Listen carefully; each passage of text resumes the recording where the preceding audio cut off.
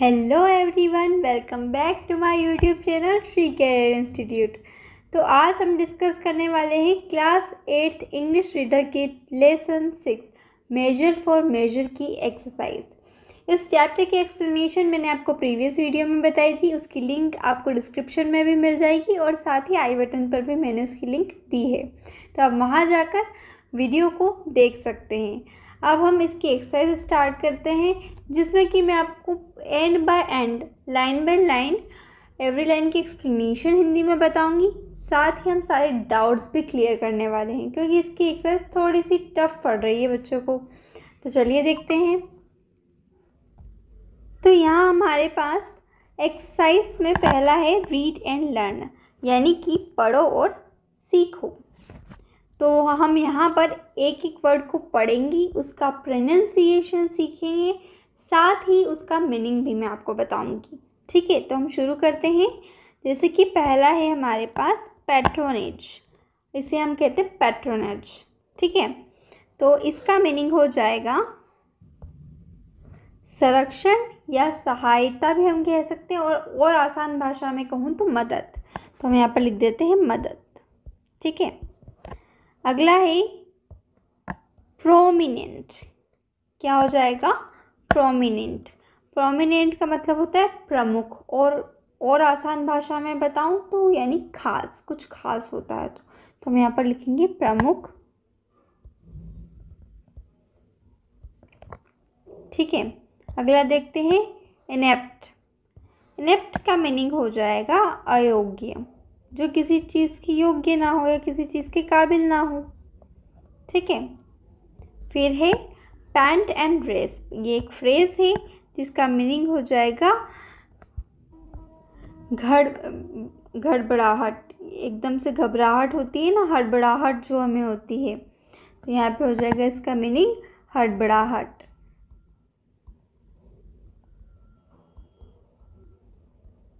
ना, घबराहट जो हमें होती है उसे हम पैंट एंड रेस पे भी बोलते हैं। ठीक है, अगला है पोर्ट्रेट। पोर्ट्रेट यानी वो जो चित्र बनाया जाता है वो। तो इसका कोई हम ऐसे लिखें तो सिर्फ हम चित्र लिख सकते हैं, है ना, जो ड्राइंग बनाई जाती है, पोर्ट्रेट बनाया जाता है, सेम फेस वो। फिर है इम्पल्स। इम्पल्स का मीनिंग हो जाएगा आवेग। ठीक है, अगला है समटियस। तो समटियस का मीनिंग हो जाएगा वैभवशाली। वैभवशाली। ये सारे वर्ड्स हमने चैप्टर में भी डिस्कस किए थे। आपने वीडियो नहीं देखा है तो आप आई बटन पर क्लिक करके वो वीडियो पहले देख लीजिए। फिर है कोर्टियसली, यानी कि शिष्टता से या आदर से। ठीक है, अगला है ऑन द स्पॉट ऑफ, यानी कि किसी की प्रेरणा पर। ठीक है, तो हम ये लिख सकते हैं, या फिर और भी हम ऐसा लिख सकते हैं कि तैयारी करके या बिना किसी तैयारी के। एक ये भी मीनिंग होता है, और एक किसी की प्रेरणा पर। ठीक है, तो दोनों मीनिंग इसके हो जाएंगे। तो हम यहाँ पे लिख देंगे कि प्रेरणा पर।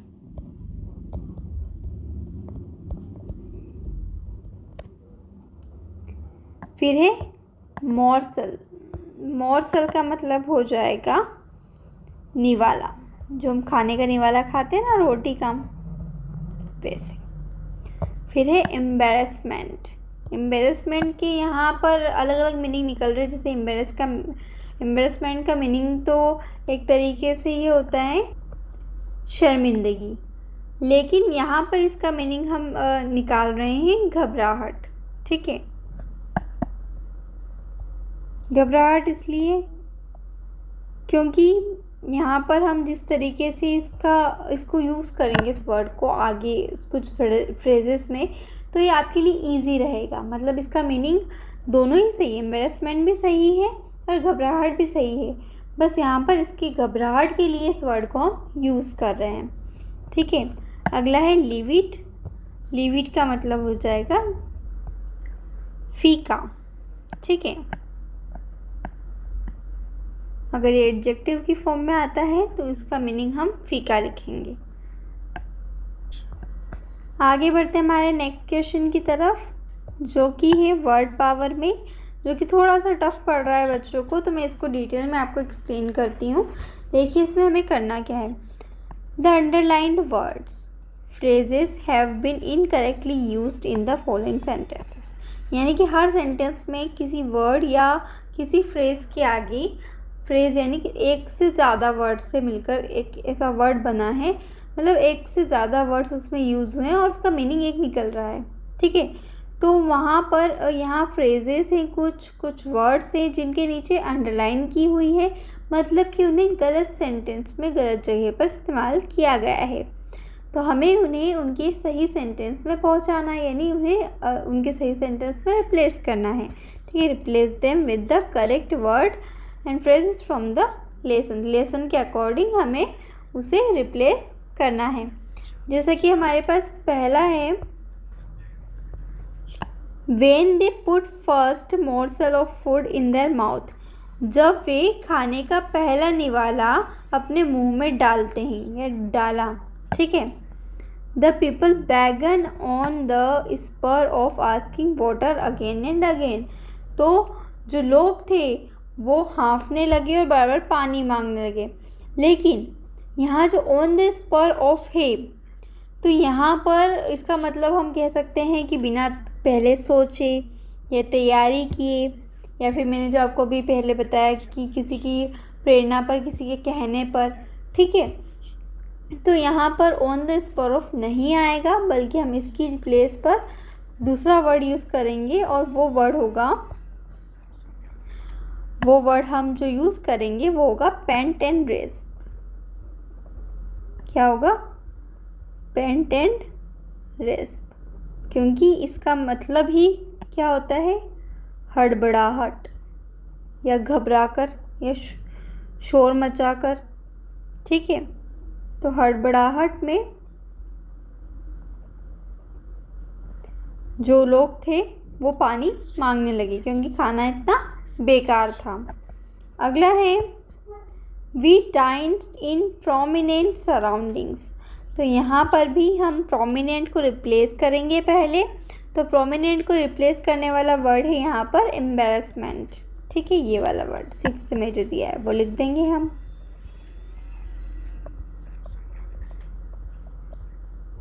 एम्बैरेसमेंट, यहाँ पर इसका मीनिंग हम लिखेंगे घबराहट। घबराहट, ठीक है, तो यहाँ पर इसका हो जाएगा, तो यहाँ इस लाइन का मीनिंग होगा कि हमने घबराहट में खाना खाया। ठीक है, अगला है, Raja Varma drew images of characters of men and women from the Puranas. यहाँ पर हमें पोर्ट्रेट को चेंज करना है, यहाँ चित्र नहीं आएगा बल्कि यहाँ पर आएगा प्रोमिनेंट। क्या आएगा? प्रोमिनेंट। प्रोमिनेंट का मतलब मैंने आपको बताया था, प्रोमिनेंट का मतलब होता है खास या प्रमुख। तो इसका मीनिंग क्या हो जाएगा कि राजा वर्मा ने पुराणों से पुरुष और महिलाओं के जो प्रसिद्ध या प्रमुख पात्र थे उनके चित्र बनाए। ठीक है, तो अब अगला है, he played a sumptuous part in the campaign. तो यहाँ पर भी हम सिम्टियस को चेंज करके लिखेंगे पैट्रोनेज। क्या लिखेंगे हम यहाँ पर? पैट्रोनेज। पैट्रोनेज का मीनिंग भी मैंने आपको बताया था, मदद। तो यहाँ पर भी उसने क्या किया, क्या होगा इसका मीनिंग कि उन्होंने अभियान जो भी हो रहा था, ठीक है, कैंपेन, जो भी अभियान, कैंपेन को बोलेंगे हम, अभियान में एक संरक्षक की भूमिका निभाई। ठीक है, अगला है, I phoned him up the moment. तो यहाँ पर पेंट एंड रेस्प को हम रिप्लेस करेंगे, किससे रिप्लेस करेंगे हम? On the spur of. On the spur of. ठीक है, तो यहाँ पर ऑन द स्पर ऑफ का मीनिंग क्या हो जाएगा? बिना पहले सोचे। तो क्या हो जाएगा कि मैंने उसी समय बिना सोचे उन्हें फ़ोन किया। ठीक है, अगला है embarrassment of the art comes mostly from the business and private individuals. तो यहाँ पर एम्बेरसमेंट तो बिल्कुल गलत यूज़ किया हुआ है। तो यहाँ पर हम एम्बेरसमेंट की जगह पर यूज़ करेंगे सिम्प्टियस, ठीक है, जिसका कि मीनिंग हो जाएगा बहुमूल्य, ठीक है।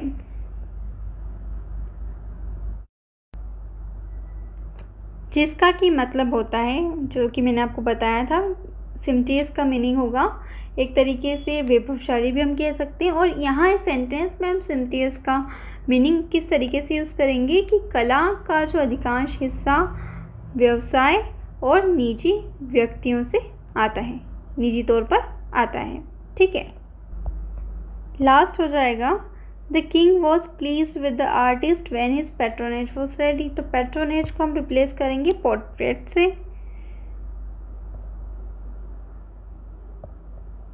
यानी कि चित्र से। तो क्या हो जाएगा कि जब राजा का चित्र तैयार हो गया तो वह चित्रकार से बहुत खुश हुआ, ठीक है। तो अब हम बढ़ते हैं हमारे क्वेश्चन आंसर्स की तरफ। तो यहाँ पर हमारा फर्स्ट क्वेश्चन है, who was invited to the court to draw the portrait of the king. यानी कि राज्यसभा में राजा का चित्र बनाने के लिए किसे बुलाया गया, किसे इनवाइट किया गया। तो क्या होगा इसका answer, a fine artist named Raja Varma was invited to the palace of to paint the king's portrait. यानी कि राजा वर्मा जो कि एक अच्छे कलाकार थे, है ना, एक कलाकार जिसका नाम राजा वर्मा था, उनको राजा का चित्र बनाने के लिए राज्यसभा में बुलाया गया। अगला है, why did Raja Varma become close and dear to the king. यानी कि राजा वर्मा राजा के पास और प्रिय क्यों हो गए, मतलब उनके खास हो गए और उन्हें पसंद थे वो। तो इसका क्या हो जाएगा, Raja Varma created extremely life like pictures of the king and important Purana figures. यानी कि जो राजा वर्मा थे उन्होंने राजा और पुराणों के जो खास लोग थे उनके ऐसे चित्र बनाए जो बिल्कुल सजीव लग रहे थे, जो ऐसे बिल्कुल सचमुच के कोई व्यक्ति खड़ा हो सामने ऐसे प्रतीत हो रहे थे। तो ऐसे चित्र उन्होंने बनाए। He therefore earned the king's respect and affection. तो उन्होंने इसीलिए राजा के वो इतने नज़दीक थे और उनके इतने प्रिय हो गए। क्वेश्चन थर्ड है, why were the people unhappy with the administration of the chief minister. यानी कि लोग मुख्यमंत्री के काम से नाखुश क्यों थे। Everyone in the state was thrown into the disorder and cause because of Raja Varma's hasty decisions and bad management. यानी कि राजा वर्मा जो थे, राजा वर्मा के ऐसे जल्दी से फैसला करने और गलत तरीक़ों से फैसला करने से सब कुछ अस्त व्यस्त हो गया था। So the people were unhappy, इसीलिए लोग नाराज़ थे। अगला है, हु वांटेड तेनाली रामान्स हेल्प। तो तेनाली रामा की मदद कौन चाहता था। The elders of the town wanted the help of Tenali Rama. यानी कि गांव के जो बुजुर्ग थे वो तेनाली रामन की मदद चाहते थे। अगला है, who was given the job of preparing the food in Tenali रामास house. यानी कि जो खाना पकाने की जिम्मेदारी थी वो तेनाली रामा के घर पर किसे दी गई थी, ठीक है। तो इसका आंसर होगा, the responsibility of preparing the food in Tenali Rama's home was given to a very skilled carpenter. यानी कि खाना बनाने की जो जिम्मेदारी थी वो एक बहुत ही अच्छे बढ़ई को दी गई थी। अगला है, did the cook prepare very tasty food, why not. क्या रसोइये ने बहुत टेस्टी खाना बनाया, यानी बहुत स्वादिष्ट खाना बनाया, और क्यों नहीं। नो, यानी कि नहीं। The dinner was not particularly nice because cooking is not what a carpenter does. यानी कि रात का जो खाना था वो कुछ खास अच्छा नहीं था, क्योंकि खाना बनाना एक बढ़ाई का काम नहीं होता है ना। खाना तो कुक बनाता है, यानी हलवाई बनाता है, रसोइया बनाता है। बढ़ाई का काम खाना बनाने का काम नहीं होता है, तो खाना अच्छा नहीं था। अगला है why did Tenali Rama invite the king, the queen and some courtiers to his house. यानी कि तेनालीरामन ने राजा, रानी और कुछ दरबारियों को अपने घर क्यों आमंत्रित किया या क्यों बुलाया? तो आंसर होगा in order to carry out his plan to convince the king that the artist is ineligible to serve as chief minister. Tenaliraman summoned the king, the queen and a few courtiers to his home for lunch।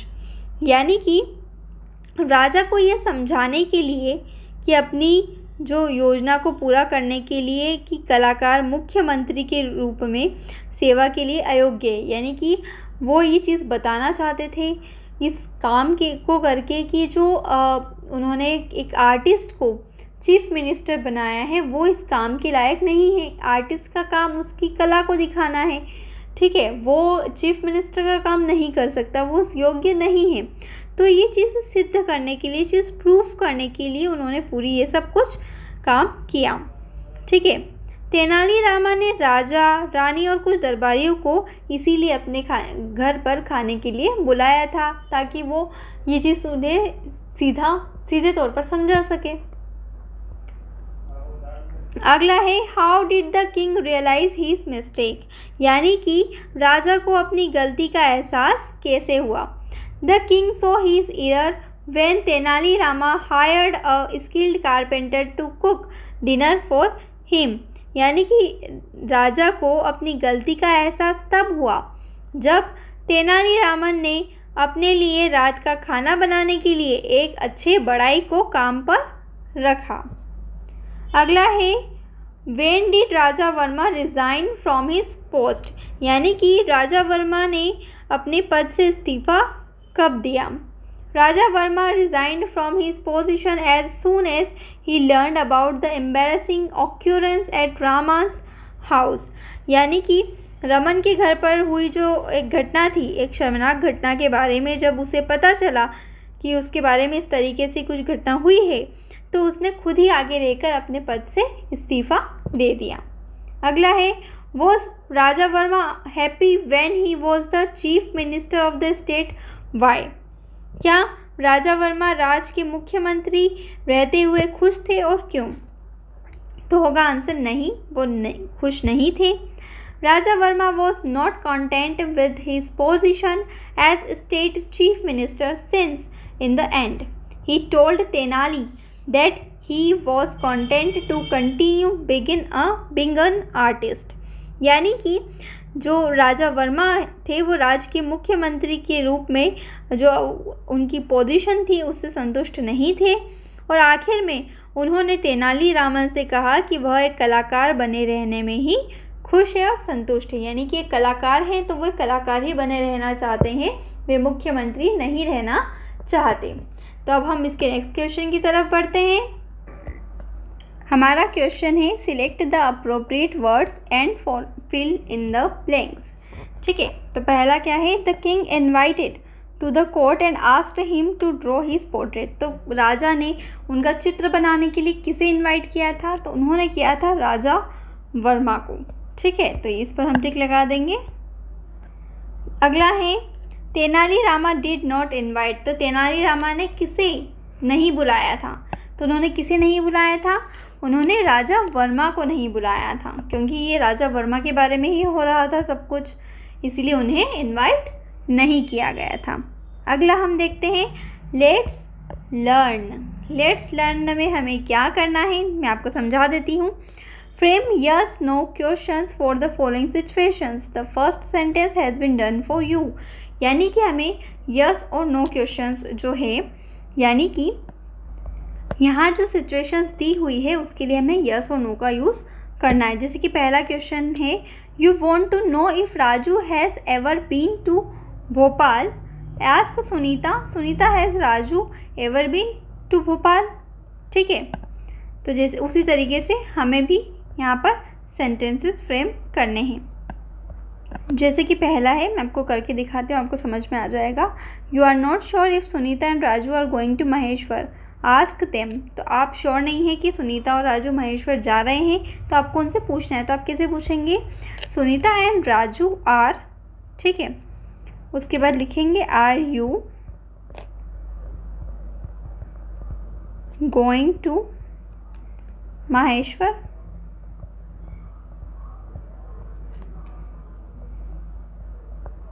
ठीक है, यानी कि राजू और सुनीता, क्या तुम महेश्वर जा रहे हो? ठीक है, अगला उसी तरीके से हमें बनाना है। You want to know if Mohan play tennis, ask Suresh. तो यहाँ पर देखिए मैं आपको बता देती हूँ कि जैसे सेंटेंस जो है, हमें जो चीज़ पूछनी है वो जिस भी टेंस में दिया हुआ है, यानी कि वो पास्ट में है या फ्यूचर में है या प्रेजेंट में है, वो जिस भी टेंस की फॉर्म में दिया हुआ है उसी फॉर्म में जो सेंटेंस है, अफर्मेटिव सेंटेंस दिया है, तो हमें उसका क्या बनाना है? हमें उसका इंट्रोगेटिव सेंटेंस फॉर्म करना है। तो वो बहुत ही आसान तरीके से हो जाएगा। जैसे कि यहाँ पर प्रेजेंट कंटिन्यूस टेंस का हमारे पास सेंटेंस था जिसमें कि इज एम आर यूज़ होता है और उस तरीके से हमें सेंटेंस बनाना था। आर से हमें पता चल गया कि कंटिन्यूस है और प्रेजेंट कंटिन्यूस है, तो उसके अकॉर्डिंग हमने सेंटेंस फॉर्म कर दिया। क्वेश्चन किस तरीके से बनेगा वो बना दिया। तो ठीक उसी तरीके से हमें अगले भी करने हैं। ठीक है, जैसा क्या है, you want to know if Mohan plays tennis, ask Suresh. तो अब यहाँ पर भी हम सेम यही तरीका यूज़ करेंगे। यहाँ पर प्रेजेंट सिंपल टेंस यूज़ किया गया है, ठीक है, क्योंकि यहाँ पर प्ले के बाद एस की फॉर्म यूज़ की गई है और एस की फॉर्म कहाँ पर यूज़ की जाती है? वो होती है प्रेजेंट इंडेफिनिट या प्रेजेंट सिंपल टेंसेस में। ठीक है, तो सुरेश और फिर यहाँ पर डस से हमें पता चल ही गया। ठीक है, तो हम लिख देंगे सुरेश डस मोहन, सुरेश डस मोहन प्ले टेनिस। ठीक है, और क्वेश्चन मार्क तो यहाँ पर लगा हुआ है ही, फिर भी मैं लगा देती हूँ। ठीक उसी तरीके से अगला भी बनाएंगे। Your friend has return from a holiday, ask him weather he enjoyed it और नॉट। तो यहाँ डिड यूज़ हुआ है, यानी कि यहाँ पर हमें पास्ट सिंपल टेंस यूज़ करना है। ठीक है, तो डिड के बाद हम लिखेंगे did you enjoy your holiday and then question mark. ठीक है, ये आपको बहुत अच्छे से समझ में आ गया होगा। हमें टेंस के अकॉर्डिंग अगर हम चलेंगे तो हम बहुत आसानी से सेंटेंसेस फॉर्म कर पाएंगे। अब अगला है you want to ask Rakesh to go for a walk. अब आपको राकेश से पूछना है वॉक पर जाने के लिए। तो राकेश, अब चलो, जैसे राकेश तुम घूमने चलोगे, तो एक तरीके से हम वो जाने वाले हैं, फ्यूचर में जाने वाले हैं, तो इसके लिए हमें फ्यूचर टेंस की जो हेल्पिंग वर्ब है वो यूज़ करनी होगी। तो राकेश के बाद हम लिखेंगे Rakesh shall we both go for a walk. तो इस तरीके से ये सेंटेंस भी कंप्लीट हो जाएगा। अगला देखते हैं, you want to know if Ashok will be at the zoo today. तो अशोक विल पता चल रहा है कि ये कब का सेंटेंस बन रहा है, तो लिख देंगे आगे का will you, Ashok will you be at the zoo today. ठीक है, इस तरीके से ये भी कंप्लीट हो गया। अगला है you want to know if the train is on time. तो इज़ यूज़ हो रहा है, ठीक है, तो हम लिखेंगे is the train on time. ये भी कंप्लीट हो गया। अगला है you want to ask Sunita if you can borrow her pen. तो लिखेंगे हम Sunita can I borrow your pen. ठीक है, सिंपल सेंटेंस है। अगला है you want to know if Vijay has got a motor bike. तो क्या हो जाएगा, विजय डू यू हैव अ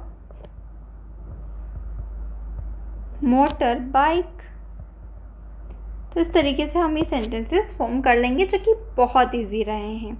ठीक है, अगले क्वेश्चन की तरफ अगर हम बढ़ें तो अगला क्वेश्चन हमारे पास है, What would you say in this situation? The first sentence has done for you. यानी कि इस स्थिति में आप क्या कहेंगी? क्या है? My friend is arriving today. At what time is your friend arriving? ठीक है, तो एक सवाल पूछा गया है कि तुम्हारा दोस्त कब आ रहा है और कहा गया है कि मेरा दोस्त आज आ रहा है। तो you are talking to a boy at a party, ask him. तो आप एक लड़के से पार्टी में बात कर रहे हैं तो उससे पूछना है क्या, जैसे कि नेम ऑफ हिज स्कूल, उसके स्कूल का नाम हमें पूछना है, उसके बाद वो कहाँ रहता है, उसकी उम्र और वो क्या क्या कोर्सेस उसने किए हैं। ठीक है, उसके बारे में हमें नॉर्मल डिस्कशन करना है। एक पार्टी में हैं हम और एक पर्सन से हमें ये सारी डिस्कशन करना है। तो जैसे पहला क्वेश्चन होगा नेम ऑफ हिज स्कूल, तो कैसे पूछोगे आप, what is the name of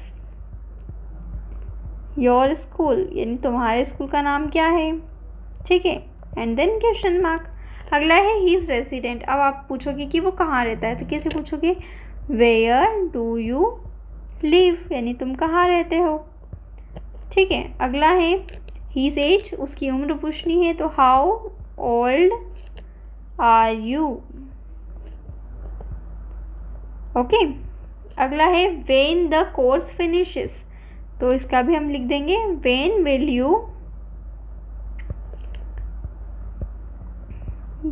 your course finish. Okay, अगला है what the date is today, तो इसका भी हम लिख देंगे what is the date today, and then question mark. Okay, अगले क्वेश्चन की तरफ हम बढ़ते हैं। क्या है, complete the conversation, put in the negative forms of the following words, one complete has been done for you. ठीक है, हमें क्या करना है कि जो नेगेटिव सेंटेंसेस दिए हुए हैं उसके थ्रू हमें जो वर्ड्स हैं उन वर्ड्स के थ्रू हमें एक कॉन्वर्जेशन को कंप्लीट करना है। ठीक है, क्या है, जैसे कि all flowers are beautiful, all flowers are not beautiful, are all flowers beautiful. यहाँ पर किसी जैसे कि यहाँ पर क्या दिया हुआ है कि एक सेंटेंस है जो कि एक अफर्मेटिव फॉर्म में है, फिर उसकी नेगेटिव फॉर्म है और फिर उसकी इंट्रोगेटिव फॉर्म है, तो वही हमें यहाँ पर यूज़ करना है। ये जो सेंटेंसेस हमारे सामने कंप्लीट किए हुए हैं, अब जो हमें करने हैं वो देख लेते हैं। जैसे क्या है, there is a park in front of my house, तो इसको हमें बनाना है। कैसे बनाएंगे, इसको हमें नेगेटिव में भी चेंज करना है, उसे हमें इंट्रोगेटिव में भी चेंज करना है। तो चलिए बनाते हैं। तो देखिए क्या था हमारे पास, there is a park in front of my house, तो इसका क्या हो जाएगा negative, there is not a park in front of my house. ठीक है, फिर इसका इंट्रोगेटिव अगर हम बनाएंगे तो क्या हो जाएगा, is there a park in front of my house. ठीक है, अगला है all birds fly in the sky. ठीक है, तो उसका क्या हो जाएगा, सारे पक्षी आसमान में उड़ते हैं, तो उसका हो जाएगा all birds do not fly in the sky, ये नेगेटिव हो गया। फिर इसका इंट्रोगेटिव क्या बनेगा, do all birds fly in the sky. अगर आपको टेंस आते हैं ना तो ये आपके लिए कोई बड़ी बात नहीं है, बहुत आसानी से आप कर सकते हैं। अगला देखिए, they will not help her and will they help her, क्या था, दे विल हेल्प हर, तो क्या हो जाएगा, they will not help her, will they help her.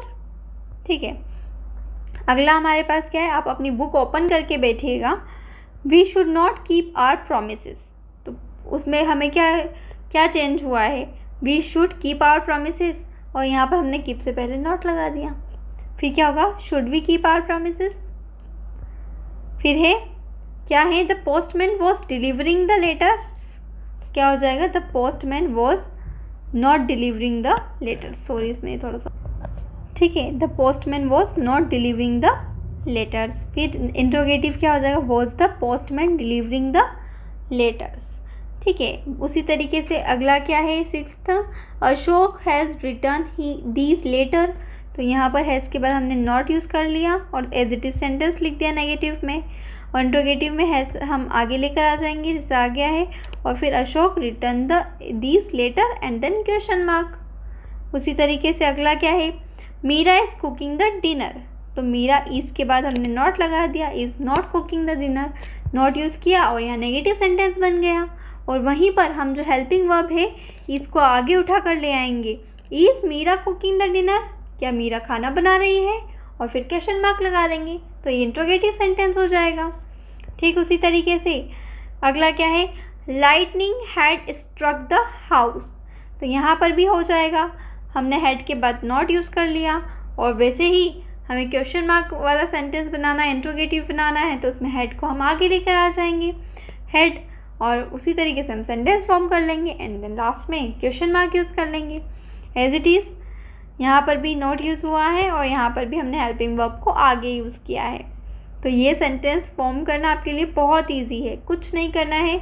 जो नेगेटिव है उसमें हमें नॉट यूज़ करना है, किसके बाद, हेल्पिंग वर्ब के बाद। एंड देन जो इंट्रोगेटिव रहेगा वो अफर्मेटिव सेंटेंस का हमें किस तरीके से बनाना है, उसमें जो हेल्पिंग वर्ब है उसको हमें आगे लेकर आ जाना है एंड देन लास्ट में हमें क्वेश्चन मार्क लगा देना है और बन गया आपका सेंटेंस। उसी तरीके से यहाँ पर भी बनाया गया है, the farmer has not sown the seeds, has the farmer sown the seeds. I hope कि आपको ये समझ में आ गया होगा। तो चलिए बढ़ते हैं हमारे नेक्स्ट क्वेश्चन की तरफ। तो हमारा नेक्स्ट क्वेश्चन है लेट्स टॉक, चलो बात करें। ठीक है, after reading the story measure for measure enact this dialogue as role play. यानी कि ये जो स्टोरी आपने पढ़ी, उस स्टोरी को पढ़कर आपको क्या करना है, एक रोल प्ले, मतलब अपने इस क्लास में एक बच्चे को आप खड़ा कीजिए या एक बच्चे आप खड़े होइए और एक एक रोल प्ले कीजिए। अशोक का कोई रोल प्ले करेगा, कोई राजू रोल प्ले करेगा।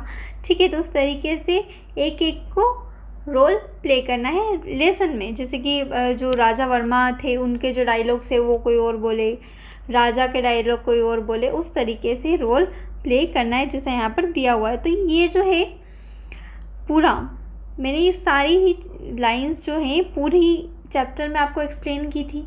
अगर आपको ये चीज़ें इसकी एक्सप्लेनेशन देखनी है तो आप आई बटन पर क्लिक कर वीडियो को देख सकते हैं, तो आप वीडियो के थ्रू पूरा चैप्टर अच्छे से समझ सकते हैं। तो मैं यहाँ पर क्वेश्चन आंसर के साथ इसे समझा कर टाइम वेस्ट नहीं करूँगी, क्योंकि ऑलरेडी मैं आपको प्रीवियस वीडियो में समझा चुकी हूँ, पढ़ा चुकी हूँ। तो हम इसके क्वेश्चन आंसर्स को डायरेक्टली फेस करेंगे। ठीक है, चलिए आगे देखते हैं।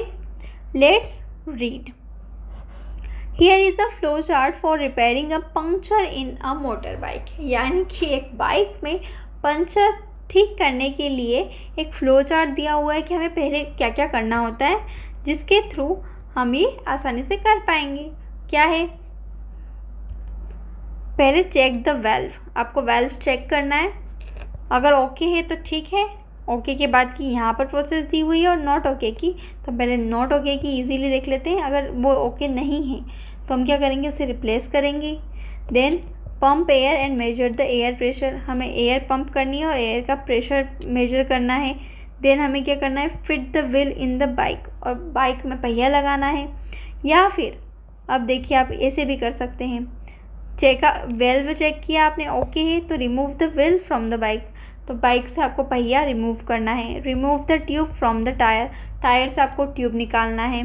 Pump air from the air pressure machine. अब एयर प्रेशर की जो मशीन होती है उससे आपको जो रहेगा टायर, उसमें आपको हवा भरनी है। Put the tube in water and check for leakage. जो ट्यूब आपने हवा भरी ना उसमें, उसे आपको पानी में रखना है और उसमें लीकेज चेक करनी है। बबल्स उठने लग जाएंगे अगर कहीं पर उसमें हॉल होगा तो। ठीक है, mark the place of leakage and take it out. और अब आपको क्या करना है कि वो लीकेज जहाँ से हो रही है उसे मार्क कर देना है कि हाँ यहाँ पर लीकेज हो रही है, तो उसको बाहर निकालना है। Then repair the tube with the puncture solution at a piece of rubber. फिर आपको क्या करना है, पीस ऑफ रबर लेना है, रबर काट कर लेना है और उसे उस जगह पर चिपका देना है। ठीक है, और फिर से आपको क्या करना है, pump air and measure the air pressure, और देन वापस से क्या करना है, उस ट्यूब को टायर में लगाकर टायर को फिर से बाइक में लगा देना है, जो कि पंचर निकालने की एक आसान सा एक तरीका होता है। ठीक है, तो हम इनकी क्वेश्चन आंसर, इसमें भी क्वेश्चंस दिए गए हैं तो उसका हमें आंसर लिखना है। तो क्या है पहला, what do you do if there is a fault in the valve. आप क्या करेंगे अगर वेल्व में ही कोई खराबी हो, तो हम क्या करेंगे, if there is a fault in the valve we replace it. यानी कि अगर वेल्व में कोई ख़राबी होगी तो हम उसे बदल देंगे। अगला क्या है, what do you do after removing the wheel. अब आप पहिए को निकाल कर क्या करेंगे, तो लिखेंगे after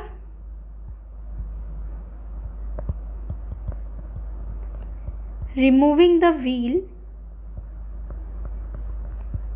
we remove the tube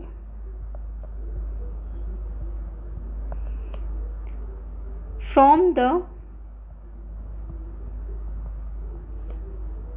tyre. ठीक है, क्या करेंगे हम। फिर अगला है, how do you check the tube for leakage. तो आप ट्यूब को किस तरीके से चेक करेंगे कि उसमें लीकेज है या नहीं, तो हम उसमें एयर प्रेशर मशीन से एयर पास करेंगे और फिर उसे वाटर में चेक कर लेंगे। तो लिखेंगे we pump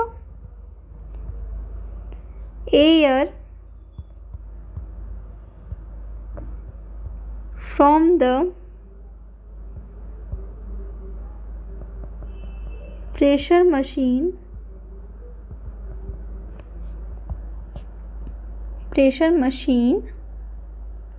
and put the tube in water to check the leakage। ठीक है, अगला है, What do you do after you have found the leakage। अगर आपको पता चलता है कि लीकेज है तो आप क्या करेंगे, तो हम क्या करेंगे, we mark the place of leakage and take it out. यानी कि जहाँ पर भी लीकेज हो रहा है हम उसे मार्क करेंगे, उसे बाहर निकालेंगे। ठीक है, अगला है, how do you repair the puncture. आप पंचर को कैसे रिपेयर करेंगे, तो लिखेंगे हम answer, we repair the tube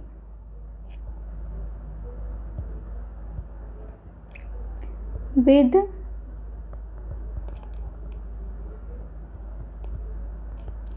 puncture solution and a piece of rubber. यानी कि रबर का जो पीस रहेगा उसे एक पंचर सॉल्यूशन आता है, एक ट्यूब आता है, उससे लगा देंगे। ठीक है, इस तरीके से हम पंचर को रिपेयर कर लेंगे। अगला देखते हैं, let's write, imagine that you are on a railway station. ऐसा अनुमान लगाइए, इमेजिन कीजिए कि आप एक रेलवे स्टेशन पर है। A blind boy wants to know what is happening. और एक अंधा लड़का जानना चाहता है कि क्या हो रहा है।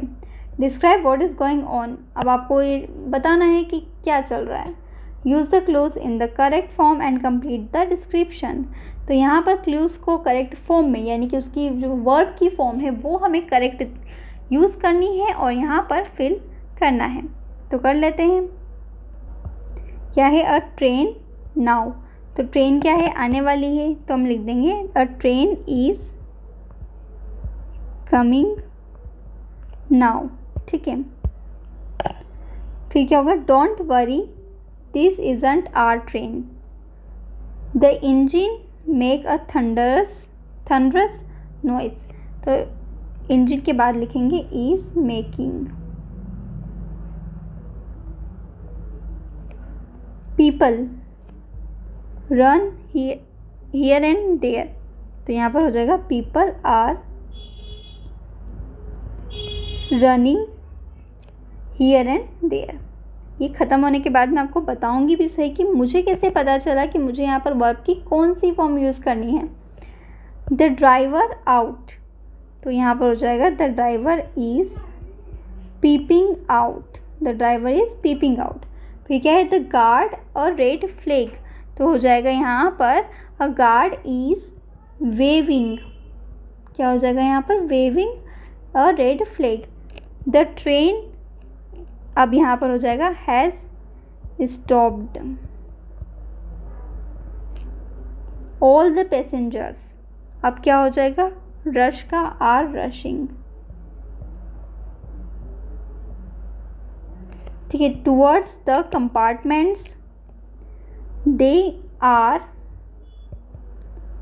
Trying to get on while those inside the compartments are trying to get off. Some of them shouting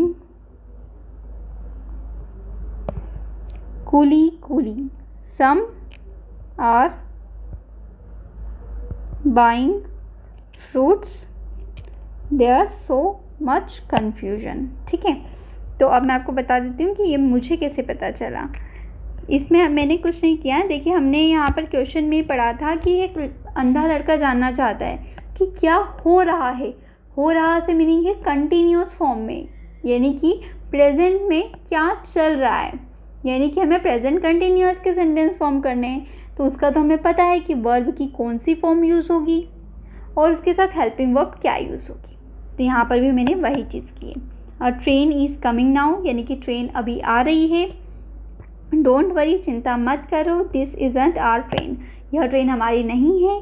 the engine is making a thunderous noise, यानी जो इंजन है वो एक भयंकर आवाज़ निकाल रहा है। पीपल आर रनिंग, लोग दौड़ रहे हैं। हियर एंड देयर, यानी यहाँ वहाँ दौड़ रहे हैं। The driver is peeping out, driver बाहर झाँक रहा है।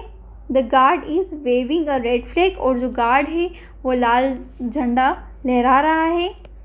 The train has stopped now, अब ट्रेन रुक गई है। All the passengers are rushing towards the compartments, और जितने भी जो पैसेंजर्स हैं वो डिब्बों की ओर भाग रहे हैं। They are trying to get on while those inside the compartments are trying to get off. अब क्या हो रहा है, कुछ तो उसमें जाने घुसने के लिए कोशिश कर रहे हैं कि वो ट्रेन में चले जाएं, और कुछ ट्रेन से बाहर आने की कोशिश कर रहे हैं। Some of them shouting coolie coolie, और कुछ कूली कूली चिल्ला रहे हैं। सम आर बाइंग फ्रूट्स, कुछ फल खरीद रहे हैं। देयर्स सो मच कन्फ्यूजन, और बहुत सारा कन्फ्यूजन है। तो इस तरीके से उसने उस अंधे लड़के को पूरा जो नज़ारा था वहाँ पर क्या हो रहा था वो चीज़ समझाई। बहुत ईजी है, चलिए आगे बढ़ते हैं। Let's do it. Collect 2 or 3 stories about Akbar and Birbal and read them in your class. क्या है कि आपको अकबर और बिरबल से रिलेटेड कोई भी 2 या 3 स्टोरीज़ कलेक्ट करनी है, और उन्हें फिर आपको क्या करना है कि उन्हें आपको आपकी क्लास में रीड करना है और सबको सुनाना है। ठीक है, तो इस तरीके से हमारा जो चैप्टर है वो हो जाता है complete. So thanks for watching this video. Take care. Bye bye.